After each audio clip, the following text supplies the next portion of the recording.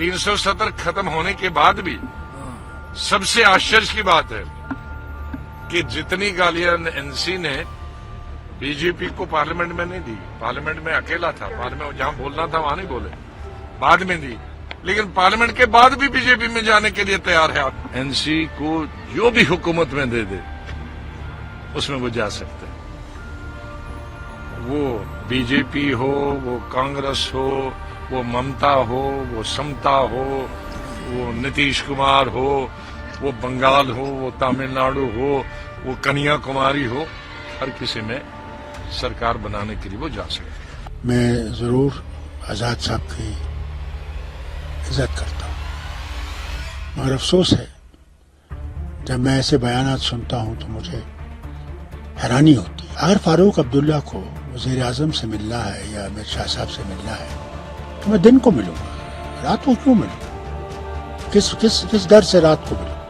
मेरा कोई कांटेक्ट नहीं है न इलेक्शन कमीशन के साथ और न ही सरकार के साथ इस बारे में, लेकिन आज नहीं होगा तो 4 महीने में तो होना ही है, क्योंकि सुप्रीम कोर्ट ने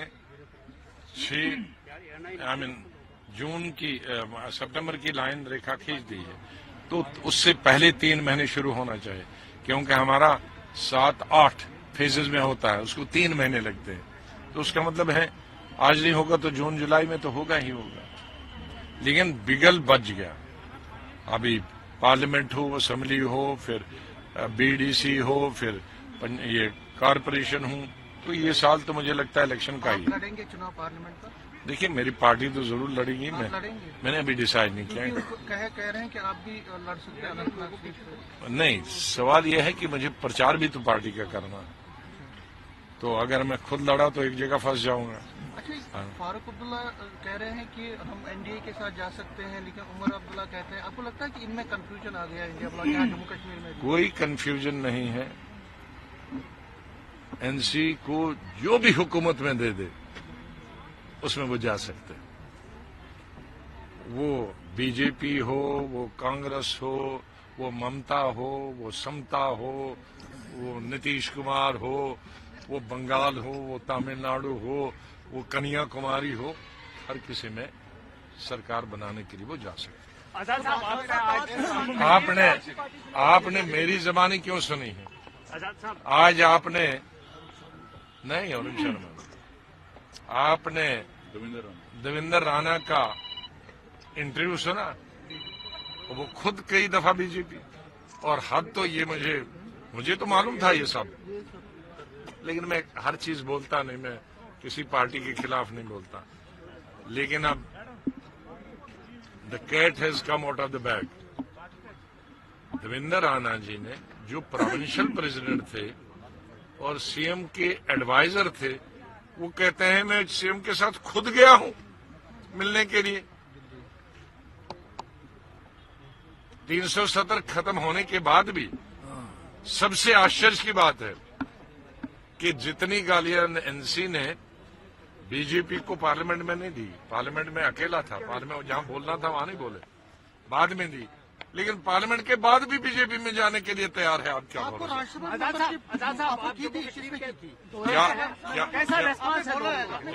नहीं, कई पार्टी ने हमको पार्लियामेंट कई चीजें ऑफर की थी। फार्मर्स की भी एजुकेशन चल रही है, क्यों कर रहे हैं? और आई फार्मर्स की एजुकेशन भी चल रही है। देखो, ये फार्मर्स एजुकेशन दूसरी दफा बड़े पैमाने चले। मैं सरकार से निवेदन करूंगा कि वो एक ही दफा इसको खत्म करने, सरकार के लिए भी ये ठीक नहीं होगा और फार्मर्स के लिए भी ठीक नहीं होगा और दिल्ली की जनता के लिए भी ठीक नहीं होगा, क्योंकि दिल्ली में आने जाने वाले जो लोग हैं उनको भी दिक्कत होगी। तो सरकार को इसको एक ही बार खत्म करना चाहिए, वो बाद में देखेंगे फिर होता है। भी आ रहे हैं, पीएम साहब बहुत अच्छा, आपको लगता है क्या कुछ अच्छी है पीएम, बड़ी अनाउंसमेंट हो सकती है? क्या लगता अब ये पीएम साहब ही करेंगे। है आपको? क्या लगता है अब पीएम को कौन रोक सकता है आने में? नहीं, उनका जो विजिट है जम्मू में है, लेकिन कश्मीर वो 370 हटने के बाद कभी नहीं हुए। आपको लगता है कि उनको रीच आउट? भाई जम्मू कश्मीर एक ही बात है, आज तो कश्मीर भी जम्मू में ही है।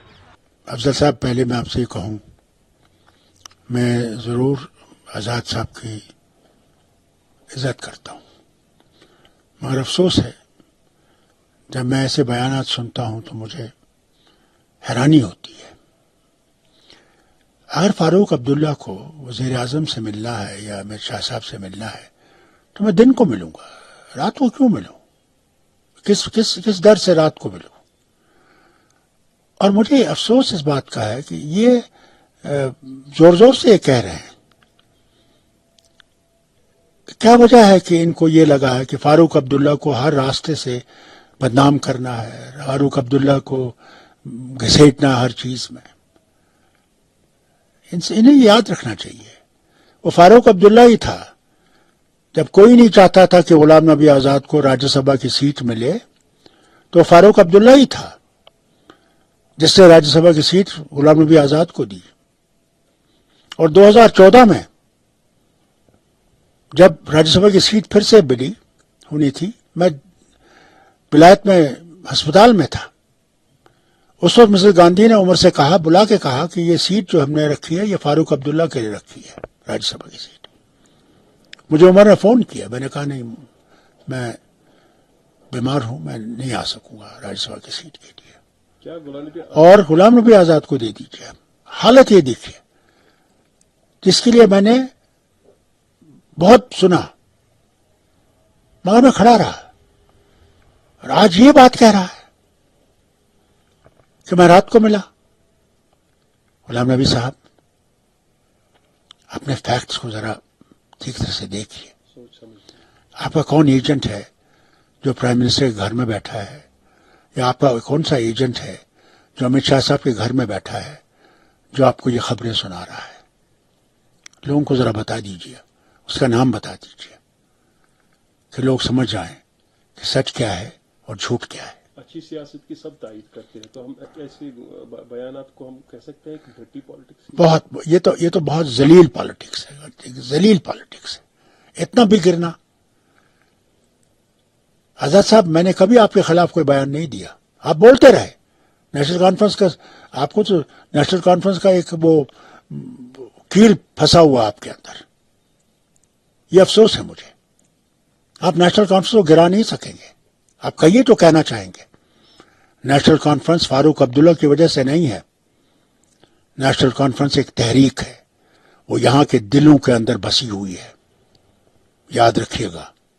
کتنا بھی آپ کوشش کریں گے اس کو مٹانے کی، یہ نہیں مٹے گی۔ تو کس طرح کا منفی اثر ہماری جموں کشمیر ریاست کی سیاست پر پڑ رہا ہے؟ اب دیکھیے آپ، ہمارے ریاست کے اندر کتنی مسلمانی جماعتیں کھڑی کر دی گئی ہیں، کیا وجہ ہے؟ کہ ہمارا ووٹ پٹ جائے، کہ ہم لوگ اپنی طاقت نہ دکھا سکیں۔ آپ کی چینل سے گزارش کرتا ہوں لوگوں سے، ایسے لوگوں سے خبردار رہیے۔ اگر آپ نے اپنا تشخص بچانا ہے اور اپنے آپ کو زندہ رکھنا ہے عزت سے، تو نیشنل کانفرنس کو مضبوط کیجیے اور ان غلط خبروں سے دور رہیے۔